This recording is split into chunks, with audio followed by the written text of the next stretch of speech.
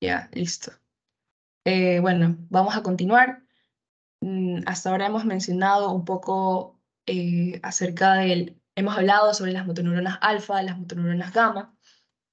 Rápidamente, recapitulando, las motoneuronas alfa van a medir 14 ohm de diámetro, van a ser de tipo A alfa, y esta su función primordial y esencial va a ser ramificarse y llegar a las fibras musculares, ¿ya? Entonces, estas fibras nerviosas, al llegar a las fibras musculares, lo que van a generar es la contracción muscular. Ese va a ser su estímulo. En cuanto a las motoneuronas gamma, estas son más pequeñas, como ya vimos, las alfa miden 14 ohm de diámetro, estas solo van a medir 5 ohm, son mucho más pequeñas, y estas se van a dedicar o van a ir directamente hacia las fibras infrafusales. ¿Dónde están? En el centro del uso muscular. Volviendo a qué es un uso muscular, el uso muscular va a ser una estructura que va a receptar la información en relación a la longitud del músculo, si este está estirado, si está contraído y a la velocidad en la que esto puede cambiar. Listo. Entonces, en pocas palabras, controlan el tono del músculo. Además de las motoneuronas, vamos a tener a las interneuronas. Esas interneuronas son básicamente puentes, son comunicación entre la parte aferente, sensitiva, lo que me llega, y lo que quiero efectuar, ¿ya? Estas son 30 veces más numerosas que las motoneuronas anteriores, o sea, van a ser las más abundantes, van a ser pequeñas, excitables, y van a poseer interconexiones entre ellas, o sea, entre interneuronas se van a comunicar también. Un ejemplo en donde vemos interneuronas es la vía corticoespinal. Y aquí, en esta ilustración, podemos ver cómo son los distintos tipos de neuronas. Entonces, las interneuronas, como nos podemos ver, van a ser, o sea, no van a tener mielina, ¿no, verdad? Vemos al axón ahí solito, van a ser desmielinizadas, o sea, no van a tener mielina de por sí, mientras que las motoneuronas y las neuronas sensitivas sí van a tener mielina. Y no sé si ya sabrán esto, pero la mielina, aparte de protegerme el axón, tiene como función principal ayudarme a que la información viaje más rápido, ¿ya? Entonces, tengan eso en cuenta. Ahora, las células de Renshaw. Este tema yo recuerdo haberlo escuchado mucho en la clase del Dr. Ferretti, entonces pilas con esto. Las células de Renshaw, ubiquémonos en tiempo y espacio. Tenemos dos motoneuronas, ¿verdad? Las motoneuronas van a ser las que me efectúen la contracción muscular. Entonces, esta motoneurona alfa me va a enviar estímulos nerviosos, señales, que pueden venir y llegar a los músculos y generar la contracción. Pero esta información eléctrica puede desviarse y llegar a un tipo de célula que son las células de Renshaw. Es como que circunvalan la información, ya llega a la célula de Renshaw, y la célula de Renshaw, su naturaleza va a ser inhibitoria, ¿ya? Entonces, nuevamente, viaja las señales, llega a la célula de Renshaw, y la célula de Renshaw puede venir y enviar esa información inhibitoria a la misma motoneurona que me mandó esa información en un inicio. ¿No es verdad? Entonces, la información viaja y en vez de llegarme a los músculos, va a la de Renshaw y la de Renshaw me inhibe a esta motoneurona. Entonces, esta motoneurona ya no va a ejercer más estímulos nerviosos. O también está la información eléctrica que nació de la motoneurona alfa, me llega a la célula de Renshaw y puede inhibirme a una motoneurona que estaba ahí a un ladito y pagó piso. ¿Ya? Si la inhibición se da hacia la misma motoneurona que me envió mis estímulos iniciales, se llama inhibición recurrente. Y si la inhibición se da hacia una motoneurona aparte que estaba al lado, se llama inhibición lateral. Tengan esto muy en cuenta. Ahora, receptores sensitivos musculares y sus funciones en el control muscular. ¿Cuál es la longitud del músculo? ¿Cuál es su tensión instantánea? ¿Y a qué velocidad van a cambiar esas variables? Son preguntas que me interesan. Los músculos y los tendones van a estar inervados, van a ser vigilados, por decirlo así, por dos estructuras o receptores sensitivos, los husos musculares y los órganos tendinosos de Golgi. Los husos musculares, nuevamente, se encuentran en el vientre del músculo, en la parte central, y van a receptar información acerca de la longitud y la velocidad en la que varía esta misma longitud. Por otro lado, los órganos tendinosos de Golgi se van a ubicar específicamente en los tendones musculares, ¿ya? Y me va a receptar información sobre la tensión del tendón y el ritmo en el que esta tensión cambia, ¿ya? Entonces, bueno, en cuanto a la función receptora del uso muscular, la estructura y inervación motora del uso muscular, cada elemento va a tener una medida de 3 a 10 milímetros, van a constar de 3 a 12 fibras intrafusales que van a ser extremadamente diminutas. Y bueno, algo que tener en consideración es que sus extremos, como vemos en esta ilustración, van a terminar como en punta, ¿ya? Y bueno, específicamente se van a fijar a la porción del glucocáliz de las fibras extrafusales, que están en la parte externa. La fibra intrafusal está en la mitad y algo muy importante que las caracteriza es que no van a tener actina ni miosina o pueden tener en cantidades muy pequeñas, ¿ya? ¿Y por qué nos interesa saber esto? Pues la actina y la miosina, ¿a qué me ayudan? A contraer el músculo. Y si mis fibras intrafusales no tienen actina y miosina, no se van a contraer. ¿Y qué sucede? Entonces, como el centro no se contrae, esta va a percibir cuando sus extremos se contraigan, ¿ya? Entonces, es más un receptor. Se va a dar cuenta de si se está contrayendo o no los extremos. Y aquí, como una analogía que pueden utilizar, las personas que hagan deportes saben que en la mayoría de deportes, como el fútbol, el vóley, hay los jugadores defensivos y los ofensivos, ¿ya? Entonces, el defensivo es el que no va a atacar, ¿no? ¿Verdad? Va a estar más como que viendo la situación, consciente de dónde está el balón, de defender la zona. Están pilas, ¿no? ¿Verdad? Viendo qué sucede alrededor. Entonces es más o menos lo que va a suceder. El centro está más bien como que vigilando lo que está sucediendo y la parte externa va a ser la que se va a contraer. Listo. Entonces, los extremos que se contraen van a recibir la información de las fibras gamma, fibras motoras gamma, y estas fibras motoras gamma tenemos que saber que nacen de las motoneuronas gamma tipo A. Son como una extensión. Y cuando hablamos de las fibras motoras gamma, estamos hablando de fibras eferentes. Recuerden, motor me genera una acción, un movimiento, y si lo estoy ejerciendo, es información que está saliendo, ¿no? ¿Verdad? Y por tanto van a ser fibras eferentes. Eferentes, siempre acuérdense, información que sale. Ya.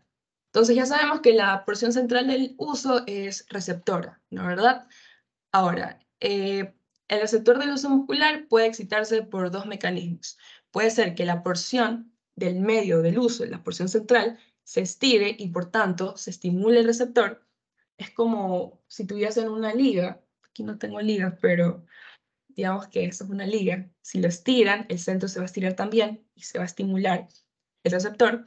O también puede haber contracción en las porciones finales, ¿ya? Entonces los extremos se contraen, me estimulan el centro.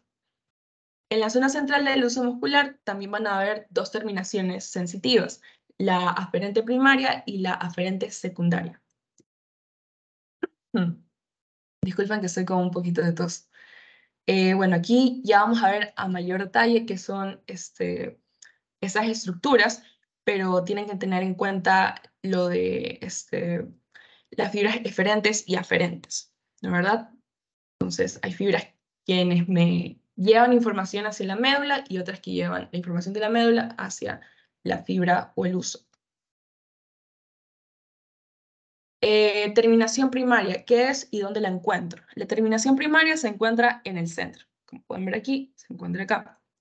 Entonces, esta va a tener se va a basar en fibras tipo 1A, va a tener un diámetro de 17 ohms, en relación a las motoneuronas alfa, como ya vimos, que miden 14, esas van a ser mucho más grandes.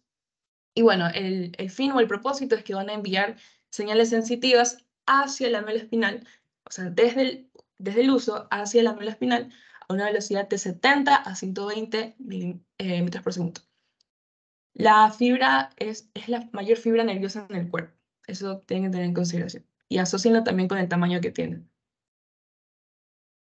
Ahora, en relación a la terminación secundaria, esta se va a encontrar en relación a la terminación primaria a un lado. ¿Ya? Puede estar a un lado o puede estar en ambos lados, pero va a estar como que al ladito. Su diámetro va a ser de 8 ohm y va a consistir en fibras de tipo 2. Además, van a rodear a las fibras intrafusales de tipo 1A y como característica, o lo más característico de estas fibras, van a ser que se van a esparcir y se van a manifestar como ramas de un arbusto. Se van a ir por los lados. Ahora, esto es algo también muy importante que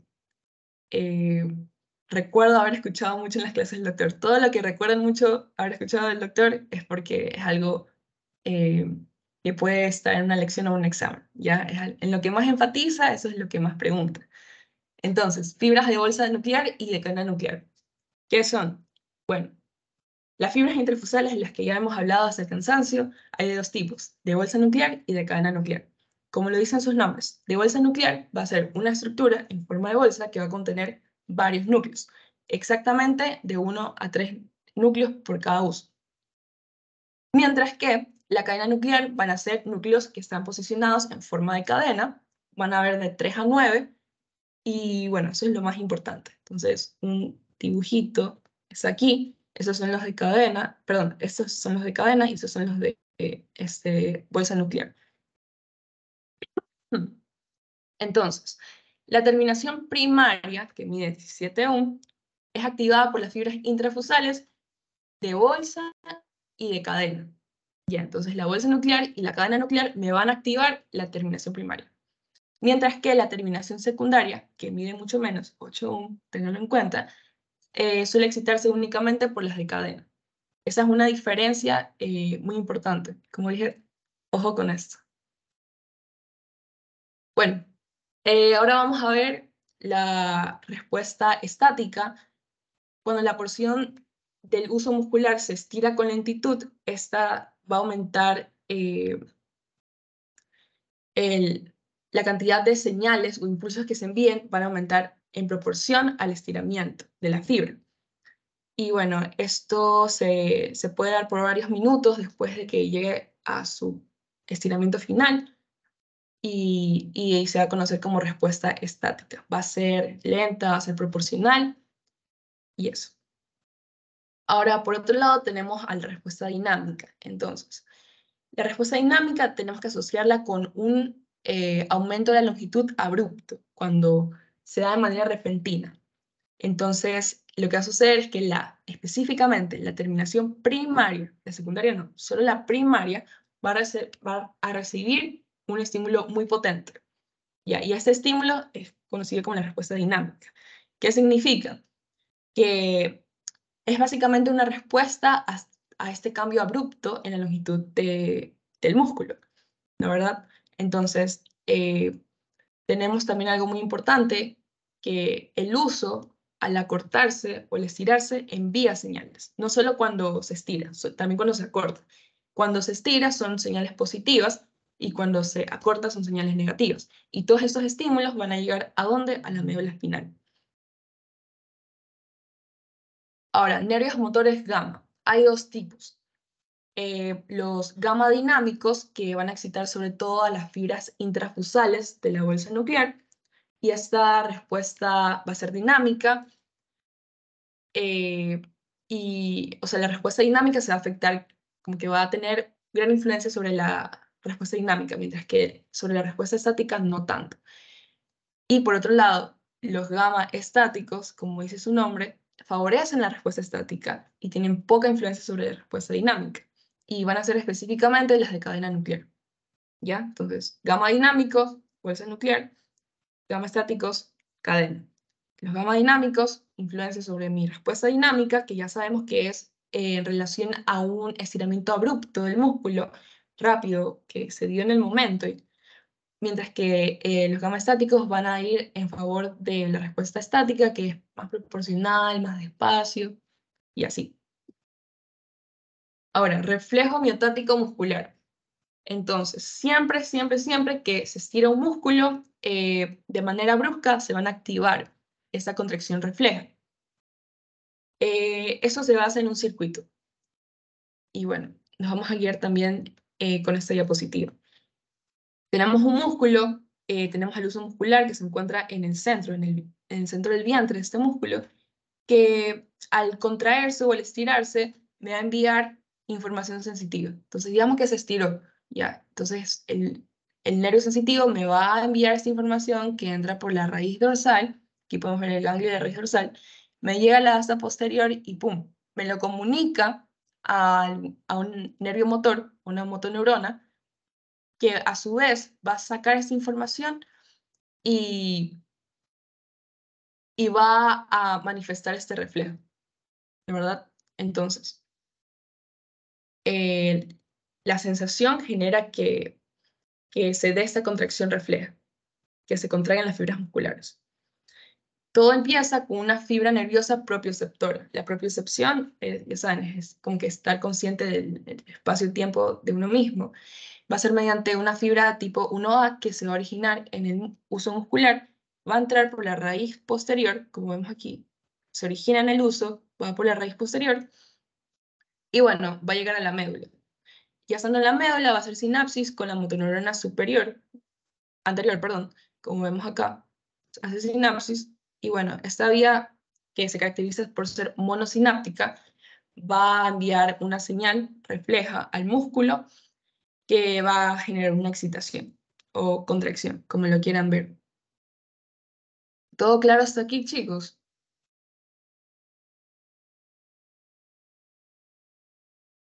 Todo bien, todo bien. El reflejo miotático muscular, ¿cuál sería la función?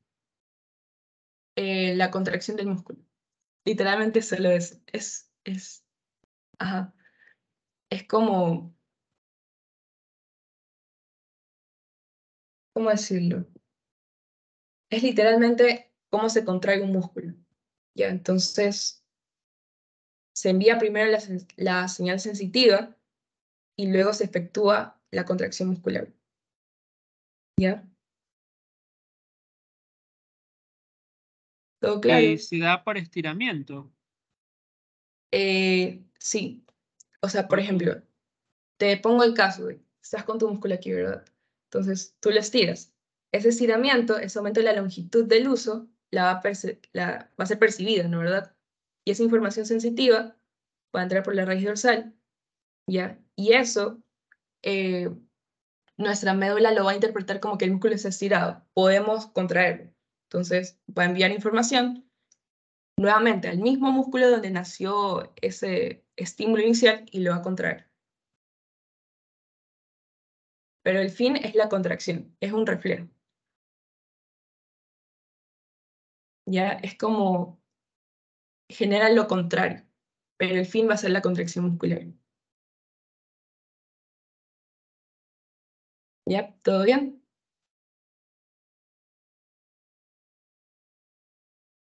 Sí, gracias. Ok, listo, sigamos. Entonces, bueno, van a ver de ese reflejo miotático, que ya vimos cómo funciona el circuito, va a haber un reflejo dinámico y un estático. Entonces, el dinámico, ¿en qué consiste? Van a haber señales potentes de las terminaciones sensitivas primarias de los usos musculares, por estiramiento o distensión rápida, lo que ya hablamos. Mi músculo estaba distendido, ¿la verdad? Pero es una distensión, en el caso del dinámico, es una distensión que se dio plana, o sea, de una instantánea abrupta.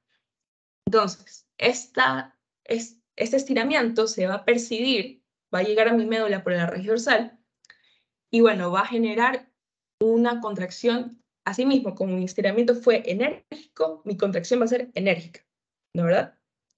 Entonces, como te mencioné, les mencioné a todos, puede ser que el músculo se estiró abruptamente y luego se contrajo, o también puede ser que está contraído y el efecto del reflejo va a ser el estiramiento. es lo contrario, o sea, sucede lo contrario. Y bueno, en pocas palabras, se va a oponer a los cambios súbitos. Si contraje muy fuerte, voy a estirar muy fuerte de manera abrupta. Si estiré muy fuerte, voy a contraer muy fuerte. Listo. Entonces, también hay un reflejo homeostático estático, que va a consistir, va a viajar por las terminaciones primarias y secundarias, que ya sabemos que se encuentran en el centro y al ladito en el caso de las secundarias. Y esto se va a caracterizar por mantenerse de manera constante, ¿no, verdad? Entonces, una contracción muscular que, o sea, producto de este reflejo homeostático, se va a mantener constante, ¿ya? A menos que el sistema nervioso de la persona desee lo contrario, ¿de verdad? Entonces, digamos que tú no quieres que se mantenga constante tu contracción, tú puedes venir y estirarlo de nuevo, ¿ya? Depende netamente de ti. Ahora, vamos a ver el reflejo tendinoso de Golgi. ¿Con qué lo vamos a asociar? Con la tensión muscular. Enfóquense en esa palabra, tensión. Ya. El órgano tendinoso de Golgi es un receptor sensitivo, nuevamente, que va a ser ubicado en las fibras del tendón muscular. Aproximadamente consiste entre 10 a 15 fibras y se va a estimular por la contracción o el estiramiento del músculo. Pero recordemos, la ubicación del órgano tendinoso de Golgi va a ser en el tendón. Como podemos ver aquí, músculo, tendón, aquí se va a encontrar el órgano tendinoso. Y bueno, nuevamente, ¿qué diferencias tengo entre el órgano tendinoso de Golgi y el uso muscular? Que el uso muscular va a detectar la longitud del músculo, qué tanto se ha estirado, y si ese cambio fue rápido o fue corto, ¿no, verdad? En términos de velocidad. Mientras que el órgano tendinoso me identifica qué tan tenso está mi músculo, porque recordemos que los tendones se encuentran en los extremos. Entonces van, nuevamente, la analogía de una liga, que no tengo, pero es un cable. Si yo estiro esto, va a estar muy tenso, pero si lo aflojo, va a estar menos tenso. Entonces, ese va a ser como que su propósito. Ya aquí podemos ver más o menos el camino que, que se toma. Entonces, si hay mucha tensión, lo que mi cuerpo va a hacer como reacción va a ser que esa tensión disminuya. Entonces, si está muy contraído, lo voy a distender, y si está muy distendido, asimismo, recibo esa información de que está muy relajado y lo contraigo. ¿Ya? Todo es cuestión de equilibrio. Entonces, las señales que proceden de este órgano tendinoso van a viajar a través de fibras grandes de tipo 1B. El tamaño del diámetro va a ser de 16 y bueno, estas fibras van a enviar información. Nos podemos ubicar aquí. Estamos en el tendón, aquí está el órgano tendinoso de Golgi, me va a enviar información mediante mi fibra 1B aferente, que como es aferente, sensitiva, va a llegar a mi raíz dorsal, va a llegar a la médula, va a hacer sinapsis con una interneurona inhibitoria, ¿ya? Que va a venir, y como dice su nombre, va a inhibir ¿a quién? A mi motoneurona. Si inhibo a la motoneurona, no hay contracción y relajo el músculo, ¿ya? Eso, un ejemplo de casos donde haya interneuronas, donde se pueda ver esto, es en el caso de los fascículos espinos cerebelosos, en estas vías. Ya.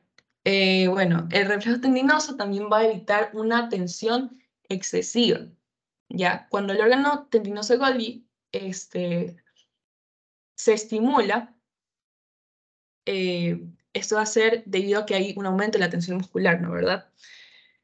Esto va a generar señales que van a llegar a la médula y que van a inhibir esta tensión, o sea, van a relajar el músculo, como ya lo vimos en ese gráfico.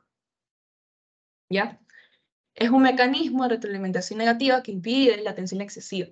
Retroalimentación negativa, recordemos que un estímulo es básicamente cortado, no es un ciclo vicioso como la retroalimentación positiva. Entonces, tuve mucha tensión, efectúo algo para que ya no haya tensión y se acaba ahí el ciclo. ¿Ya? Ahora, digamos que la tensión que se aplicó fue demasiado intensa, ¿ya? Si la tensión era muy intensa, la relajación va a ser igual de intensa, va a ser instantánea. Y bueno, esto se lo llama reacción de alargamiento. Y para los gym rats, así los amigos que pasan ahí en el gym todo el día, o las chicas, eso se conoce como el fallo muscular. Ya, yo, bueno, aquí en corto saliéndonos de la clase, yo empecé el gym esta semana y me enteré de esto, del fallo muscular, que es cuando literalmente tu músculo ya no da más para hacer más series, más repeticiones del ejercicio. Y esto, el como que el fondo fisiológico es la reacción de alargamiento, que cuando ya el músculo está bajo mucha tensión, ya solo se relaja de una porque ya no puede aguantar más tensión. Es como un mecanismo de defensa también, si lo quieren ver así. Y bueno, como otra posible función o misión del órgano de Golgi, el órgano tendinoso de Golgi, tenemos el igualar la fuerza de contracción entre las fibras musculares. ¿Qué quiere decir? Lo que ya hemos visto, si hay mucha tensión, disminuirla, y si hay poca tensión, aumentarla, que esté equilibrado. Ahora, los usos musculares y los órganos tendinosos de Golgi sabemos que tienen como función ser receptores y controlar la función motora de la médula espinal. Pero estos también van a informar a los centros de control superiores sobre los cambios que se están dando en los músculos. Un ejemplo de esto son los fascículos espinocerebelosos, nuevamente, los dorsales específicamente, que van a transportar la información de los usos musculares y de los órganos tendinosos de Golgi y van a ir directamente al cerebelo con una velocidad de 120 metros por segundo. Entonces va a ser extremadamente rápido. Así que no solo controlamos los movimientos o la tensión que se da a nivel medular o a nivel como que de los miembros superiores e inferiores, pero también le comunicamos esa información al cerebro. En este caso, el uso y los órganos de Golgi serían como chismosos, que van y le cuentan al cerebro o al cerebelo lo que está sucediendo en la periferia. Ahora vamos a ver el reflejo flexor y reflejo de retirada. Nuevamente, este es un tema que lo escuché mucho en clase y que puede ser muy evaluado. ¿Ya? Ustedes siempre que estén en clase, fíjense en qué es lo que el doctor más enfatiza. Y eso es lo que probablemente les tome como consejo, nuevamente. Entonces, estos dos reflejos son muy importantes. El reflejo flexor, perdón, va a darse en un animal espinal o descerebrado. Entonces, cualquier estímulo sensitivo va a hacer que los músculos flexores se contraigan, ¿ya? Entonces, esto se va a dar en mayor potencia al estimular las terminaciones del dolor, ya sea con calor, cuando te pinchan o si tienes una herida, lo más probable es que contraigas tu músculo, no que lo relajes. O sea, imagínate que te estén hincando con una aguja y tú estés así con el brazo aguado, no, vas a estar tenso. Y bueno, el tacto también puedes despertar este reflejo flexor, pero va a ser más débil y no va a durar tanto. Y por otro lado, el reflejo de retirada se va a dar si cualquier parte del cuerpo está sometida bajo un estímulo doloroso, esa como que zona del cuerpo nuevamente, como que por inercia va a alejarse de ese estímulo doloroso. Entonces, el típico ejemplo, estás en la cocina, ves el fuego, lo tocas, te quemas. Obviamente cuando eres pequeño, si haces eso ya de grande, bueno, pero si tocas el fuego y sientes el calor y te duele, no te vas a quedar ahí esperando como que a confirmar si de verdad te está doliendo. Lo que vas a hacer es retirar tu cuerpo. Y ese es el reflejo de retirada. Es uno de los reflejos más primitivos. Y bueno, en cuanto al reflejo flexor, en cuanto a la parte más específica de los circuitos, tenemos que primero alcanzan a las interneuronas. Va a ser con quienes tengan el reflejo, va a tener el primer contacto con las interneuronas. Y lo que va a suceder es que puede haber un circuito divergente que se va separando para diseminar el reflejo hasta los músculos necesarios para generar la retirada, porque si, nuevamente con el ejemplo del fuego, si yo toqué el fuego con mi mano, ya, en teoría los músculos de mis dedos, de mi mano, van a ser los que van a generar la retirada, pero recordemos que a mi mano está conectada a mi brazo, entonces necesito diseminar esa información que esté de manera divergente a lo largo de todo mi brazo, toda mi musculatura, para poder no retirar solo los dedos y hacer así, sino retirar todo y que salir. Van a haber circuitos, por otro lado, que van a estar destinados a inhibir los músculos antagonistas. Ya, como ejemplo de esto, no sé si ya lo habrán escuchado en clase, pero, por ejemplo, cuando tú contraes tu músculo, haces así, fuerza, ya, contraes creo que se contraía el bíceps, bueno, se contrae el bíceps, pero el músculo antagonista en ese caso sería el tríceps, que estaría totalmente relajado, ya. Siempre hay, cuando tú contraes un músculo, siempre hay uno que al contraerse ese músculo se va a relajar, ya. Es como una compensación. Y bueno, también van a haber circuitos que van a provocar una post-descarga que dure más segundos después de haber finalizado el estímulo inicial. Listo, entonces básicamente esto, la inhibición recíproca, ¿no es verdad? Entonces, nuevamente la mano que se quema, el estímulo doloroso va a viajar por la raíz dorsal, va a comunicarse con interneuronas que luego van a llegar a las motoneuronas que van a generar, en este caso, que un músculo se contraiga y el otro se inhiba para generar ese escape, ¿ya? Porque no puedo escapar con todos mis músculos contraídos, es imposible, ¿ya? Como un sistema de compensación. Y bueno, lo mismo va a suceder, pero con otros tipos de reflejos.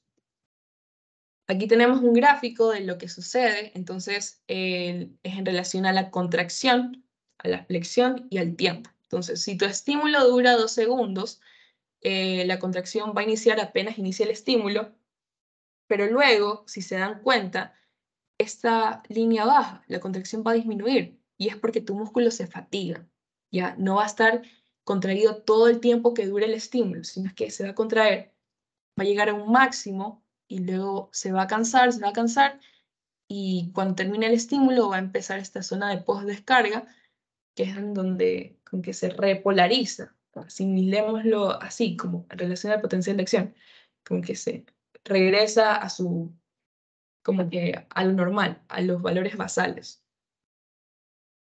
Bueno, luego tenemos al reflejo extensor cruzado. ¿En qué consiste este?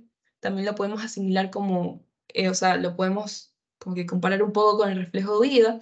En este consiste en que la extensión del miembro opuesto puede tirar del todo el cuerpo para alejarlo del objeto que le está originando el dolor, ¿ya? Entonces, por ejemplo, en este caso, digamos que vas caminando y pisaste un Lego o una tachuela. No, mejor un Lego, más chill. Entonces pisaste el Lego, te dolió, llegó esta información y lo que va a suceder es que el miembro opuesto, en este caso, tu otra pierna, va a venir y va a escapar, ¿ya?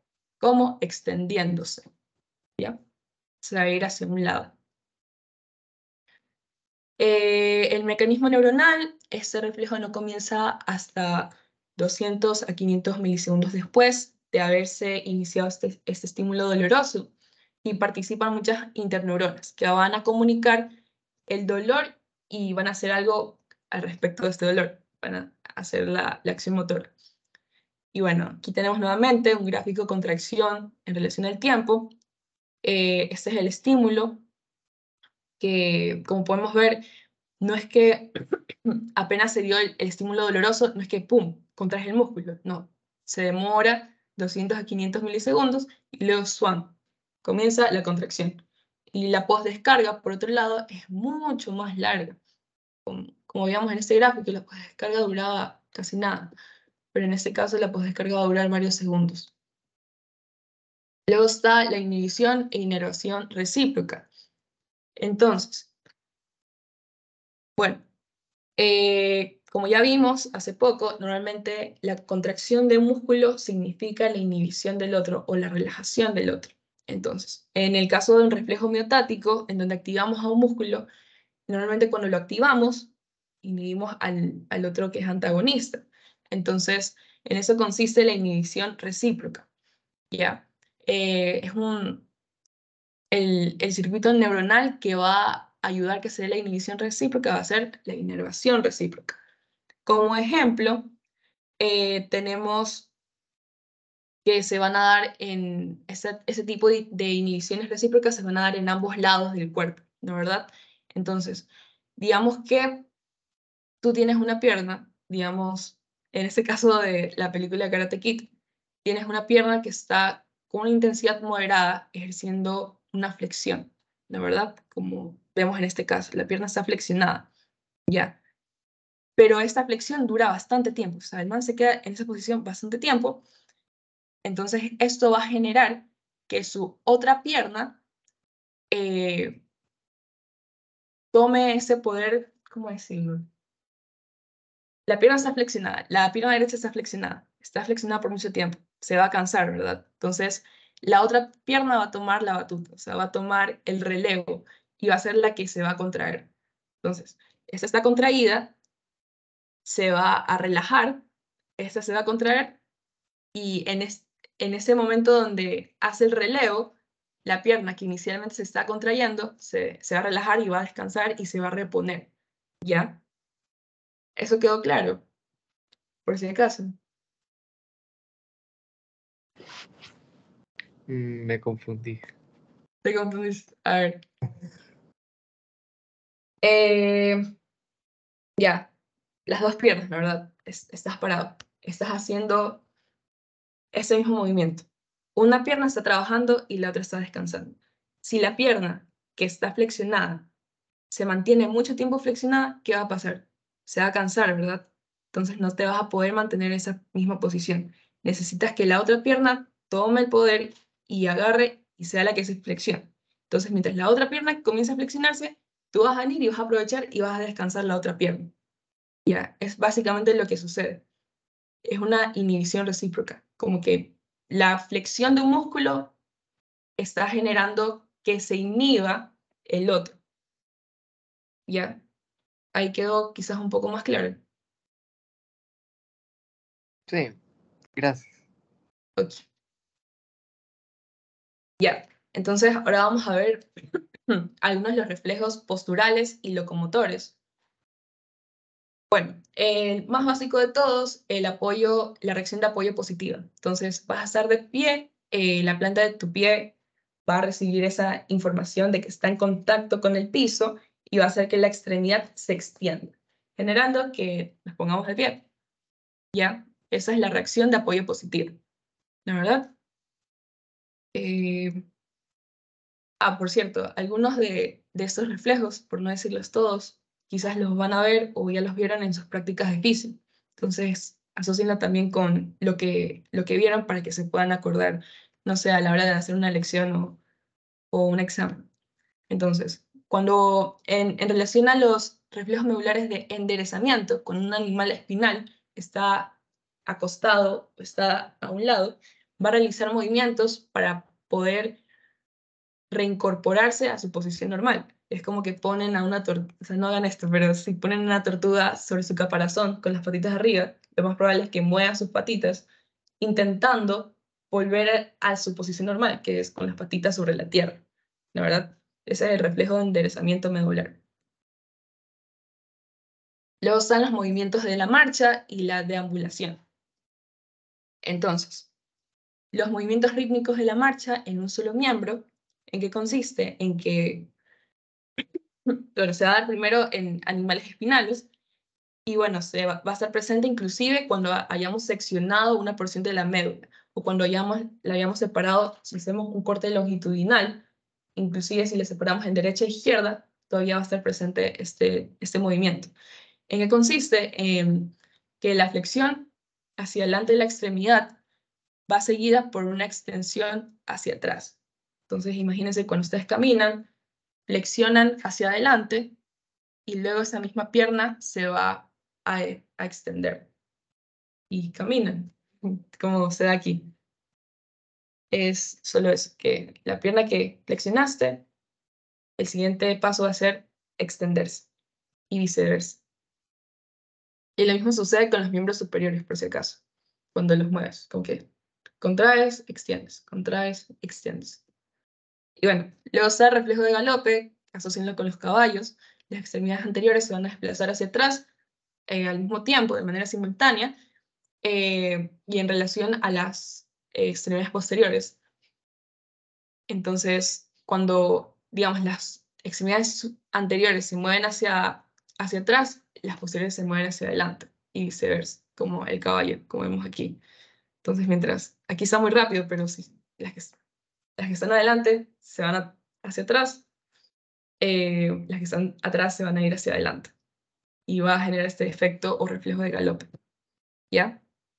Y algo muy importante es que en el galope, en el momento en que el caballo hace contacto con el suelo, esto va a contar como un estímulo y va a generar que el caballo siga galopando. ¿Ya? Luego, a ver, esto, al igual que el cuadrito o la diapo de las olas de Renshaw, esto lo saqué de uno de los cuadros grises en el Guyton. Y bueno, le hacen los cuadros grises porque de ahí el doctor también pregunta bastante y tiene información muy importante. Hay casos clínicos y todo eso les va a ayudar a entender mejor eh, el libro y son cosas que él menciona en sus clases. Pero bueno, aquí obtuve o saqué la información acerca del shock medular. Entonces, ¿qué sucede? En el shock medular, partes de las funciones medulares se van a ver afectadas. ¿Ya? ¿Qué sucede? Primero, en el comienzo, la presión arterial va a descender. ¿Cuánto es la presión arterial normal? 120/80. De 120 puede disminuir hasta 40 la presión arterial. Entonces, ¿por qué disminuye? Porque se bloquea el sistema nervioso simpático, ya que es lo que me aumenta la presión. Entonces, como dato adicional, la presión va a volver a sus valores normales en pocos días. Segunda cosa que vamos a ver, los reflejos musculares esqueléticos van a estar bloqueados durante las etapas iniciales del shock, o sea, no van a haber movimientos. En el ser humano transcurren 2 semanas o hasta meses para que esto se recupere o se normalice. Y bueno, al inicio va a haber hiperreflexia en el caso de las vías que se mantengan intactas y que comuniquen al cerebro con la médula. También los reflejos que se van a recuperar van a ser primero los miotáticos, ¿ya?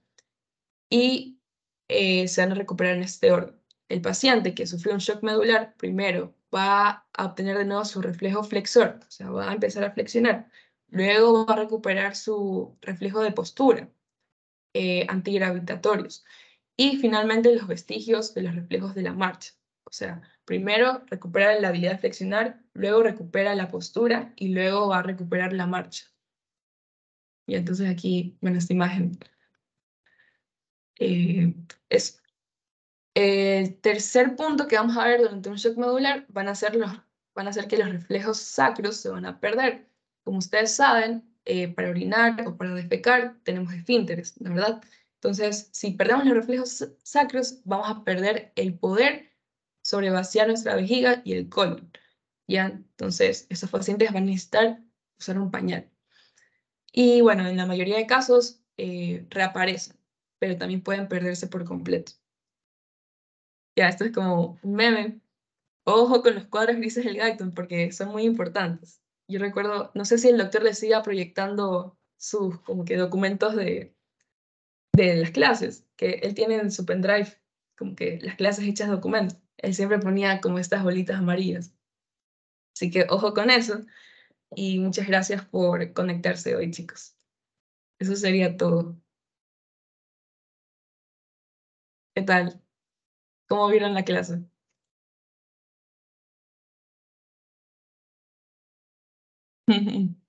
¿Todo claro? Sí, todo claro. Me ayudaste bastante, gracias. Ay, qué bonito escuchar eso, en serio. Y créanme que en cualquier momento que necesiten otro tema, avísenme nomás. En cualquier momento, o sea, con anticipación, ¿no? Avísenme por lo menos una semana antes y yo preparo la clase y, y bueno, neurotransmisores. Ya, chévere. Yo tengo unas diapos de neurotransmisores. Y yo recuerdo, no sé, uy, me siento vieja como que preguntándole si el doctor sigue haciendo esas cosas, pero el doctor antes nos mandaba a exponer. Yo recuerdo, una de mis expos fue de neurotransmisores, de la acetilcolina. Y un amigo del ciclo pasado me comentó que en una de sus clases les proyectó esas diapos, así que puedo usar esas. Y así, cualquier duda que necesiten me avisan. Y espero que hayan entendido. Bueno, creo que ya voy a parar la grabación. Listo. Nada, que